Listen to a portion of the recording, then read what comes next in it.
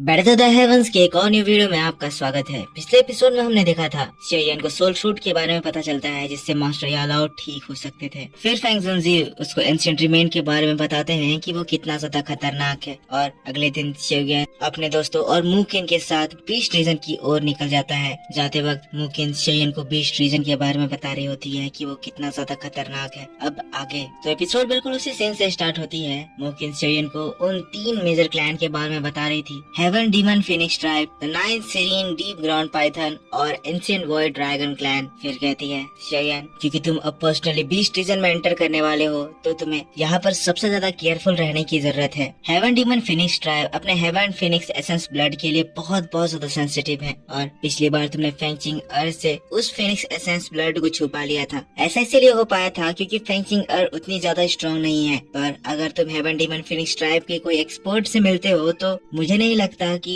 वो इंसिडेंट फिर एक बार होगा। एक हेवन डीमन फिनिक्स ट्राइब के एक्सपर्ट बहुत ही ज्यादा स्ट्रॉन्ग होते हैं और वो दूर दूर से अपने एसेंस ब्लड को पहचान सकते हैं, क्योंकि heaven demon phoenix tribe magical beast world के one of the 3 great tribe में से एक है। तो तुम ये बात समझ ही सकते हो कि वहाँ के एक्सपर्ट कितना ज्यादा खतरनाक होंगे। भले ही तुम अभी 1000 लेवल पर एंटर कर चुके हो, पर अगर तुम्हारा सामना हेवन डीमन फिनिक्स ट्राइब से हो जाता है तो वहाँ से भागने के अलावा तुम्हारे पास और कोई ऑप्शन नहीं बचेगा। इसीलिए मेरा तुम्हारे लिए सजेशन ये है कि बीस्ट रीजन में एंटर करने से पहले तुम उस एसेंस ब्लड से छुटकारा पालो। ये बात सुनकर शेयन सोच में पड़ जाता है। शेयन को भी इस बात का एहसास था कि हेवन डीमन फिनिक्स ट्राइब बहुत ही स्ट्रॉन्ग क्लैन है, इसीलिए वो मुकिन के सजेशन पे गौर फरमा रहा है। लेकिन तभी हम जियान को देखते हैं जो कि वहाँ पर स्माइल करते हुए आगे बढ़ती है और बहुत ही ज्यादा प्राउडली कहती है, वो हेवन डीमन फिनिक्स ट्राइब कुछ भी नहीं है। शेयन, तुम्हें घबराने की जरूरत नहीं है। जब तक मैं तुम्हारे साथ हूँ ना, अगर उनमें से कोई भी तुम्हारे पास भी आने की कोशिश करेगा ना, मैं उन्हें ऐसा धोऊंगी कि उन्हें वापस भागने का मौका नहीं मिलेगा। मुकिन जियान की बात को सुनकर दंग रह जाती है, पर फिर वो थोड़ा सा मुंह बनाने लगती है क्योंकि उसे जियान के स्टेटस के बारे में पता नहीं है। लेकिन फिर भी वो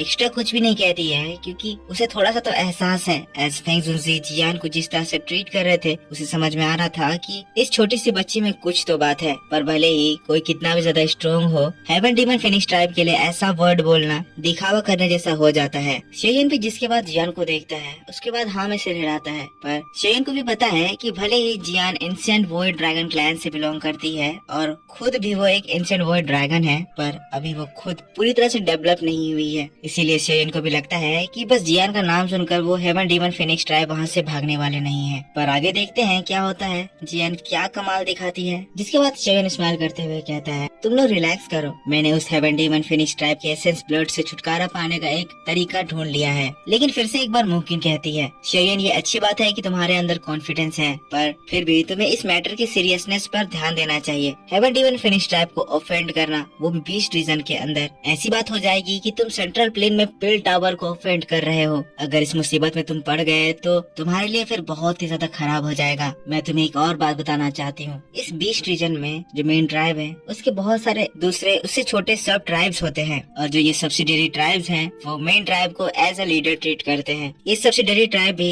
अपने में एक बहुत ही स्ट्रॉन्ग ट्राइब के रूप में उभर कर आती हैं। इसी वजह से जब हेवन डीमन फिनिक्स ट्राइब जैसे ट्राइब से टकराने की बात होती है तो हम इसे ऐसे कंपेयर कर सकते हैं कि तुम एक बहुत ही बड़े सी किंगडम से टकरा रहे हो। वैसे मेरा tribe green mythical bird tribe, जबकि वो हेवन डीमन फिनिक्स ट्राइब जितना स्ट्रॉन्ग नहीं है, फिर भी हम लोग इस रीजन में एक रेप्यूटेशन होल्ड करते हैं और हमारे ट्राइब के अंडर भी 10 सब्सिडियरी ट्राइब्स आते हैं। और अगर हम लोग मेरे मेन ट्राइब और सब्सिडियरी ट्राइब्स को मिला दे तो ये लाइनअप भी बहुत ही ज्यादा स्ट्रॉन्ग हो जाता है। शेयन ये बात सुनकर शॉक था क्योंकि ये सारी बातें मैजिकल बीस्ट ट्राइब्स के बारे में हो रही थी। वो सारे बीस्ट थे और ये जो चीजें मुमकिन बता रही है सभी कुछ ह्यूमंस की तरह ही रिफ्लेक्ट करते हैं। ह्यूमंस भी इसी तरह के बड़े बड़े ट्राइब्स में रहते हैं। मुमकिन फिर से बताती है, पर बीस्ट रीजन में जिसके सबसे ज्यादा सब्सिडियरी ट्राइब है वो tribe 9th serene deep ground python tribe है। नंबर्स की बात करें तो नंबर्स में ये पूरे बीस्ट रीजन में सबसे ज्यादा है, पर ऑफ कोर्स इसकी वजह से 9th serene deep ground python tribe की ब्लड लाइन में अफेक्ट आया है और अब वो काफी ज्यादा इम्प्योर हो गई है। और इसी वजह से हेवन डीमन फिनिक्स ट्राइब जैसे ट्राइब अपने ब्लड लाइन को लेकर इतने ज्यादा सेंसिटिव है। Even heaven demon phoenix tribe का डेड ग्राउंड भी बीस्ट रीजन में एक फॉरबिडन प्लेस माना जाता है और कोई भी आउटसाइडर उस जगह पर एंटर भी नहीं कर सकता है। और गलती से अगर वो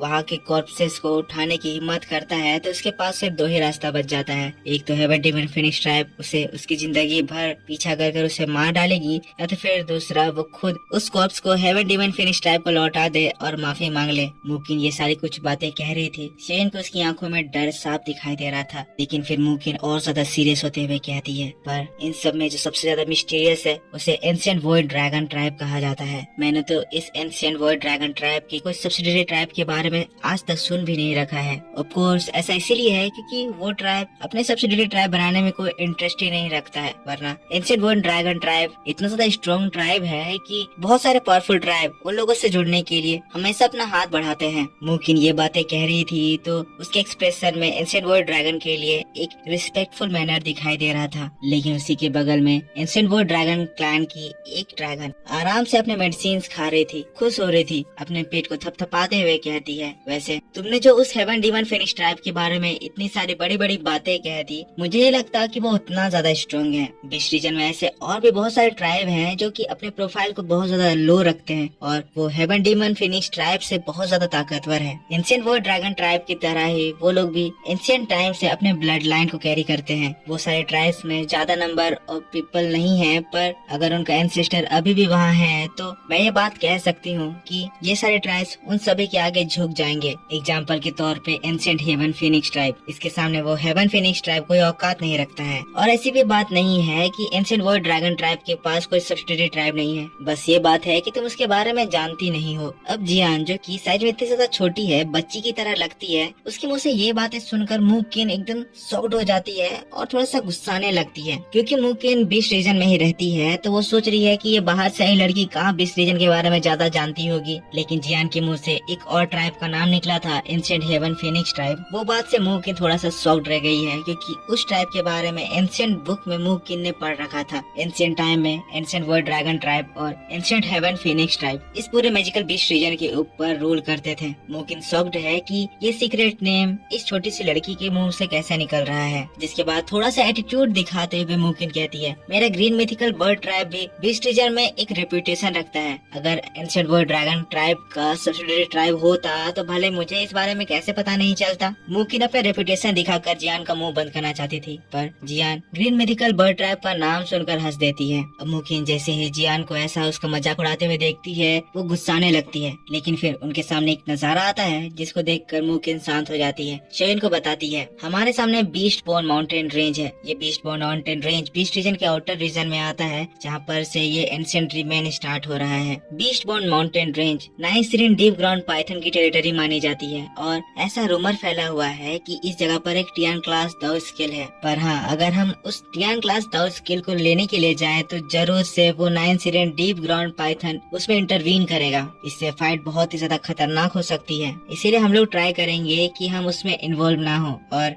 जितना जल्दी हो सके हम लोगों को सोल फ्रूट को लेकर यहाँ से निकलना होगा। शेयन भी इन दोनों लेडीज की टकरार देख के एक बार के लिए घबरा गया था, लेकिन जब मामला शांत हो गया है तो वो भी एक राहत की सांस भरता है और बैठ जाता है। और कुछ देर और सफर करने के बाद वो लोग ऑफिशियली बीस्ट रीजन में एंटर करते हैं। हवा से वो लोग जा रहे हैं तो नीचे शेयन देखता है कि नीचे काफी लोग घूम रहे हैं। जितने सारे ट्रेजर्स एंशिएंट रिमेन में अपीयर हुए हैं उससे बहुत सारे फैक्शंस का ध्यान अट्रैक्ट हुआ है। जिसके बाद शेयन कहता है, अगर टियान क्लास दाउ स्किल इस एंशिएंट रिमेन में है तो जरूर ही बड़े बड़े फैक्शंस इस जगह पर उसे ढूंढने के लिए आए होंगे, पर हमारा मकसद उस सोल बेबी फ्रूट को पाना है। एक बार हम लोगों को सोल बेबी फ्रूट मिल जाता है, फिर अगर मामला ठीक रहा तब हम लोग उस दाउ स्किल को ढूंढेंगे, वरना यहाँ से चलेंगे। शेयन ऐसा कह तो रहा है, पर उसे भी उस टियान क्लास दाउ स्किल के बारे में जानने का बहुत ज्यादा मन है और वो उसे पाना चाहता है। टियान क्लास दाउ स्किल इतना ज्यादा ताकतवर है कि शेयन उसे अपने एक्सटर्मिनेशन लोटस अटैक के रिप्लेसमेंट में भी यूज कर सकता है। इसीलिए अगर मौका मिलेगा तो शेयन उस टियान क्लास दाउ स्किल को पाने के लिए जरूर जाएगा। जिसके बाद मुकिन कहती है, हम लोग बोन माउंटेन रेंज में एंटर कर रहे हैं। फॉलिन स्टार पवेलियन से हमारे 2 एल्डर्स इस जगह पर पहले से मौजूद हैं, जो कि इस जगह को इन्वेस्टिगेट कर रहे हैं। सबसे पहले हम लोगों को उनसे मिलना चाहिए और आगे के मैटर को डिस्कस करना चाहिए। तुम्हारा क्या कहना है शेयन? शेयन हाँ में सिर हिलाता है। जिसके बाद मुकिन अपने स्टोरेज रिंग से एक जेड पीस बाहर निकालती है और उसे क्रश करती है। वैसे ही उस जगह पर एक एल्डर आ जाते हैं।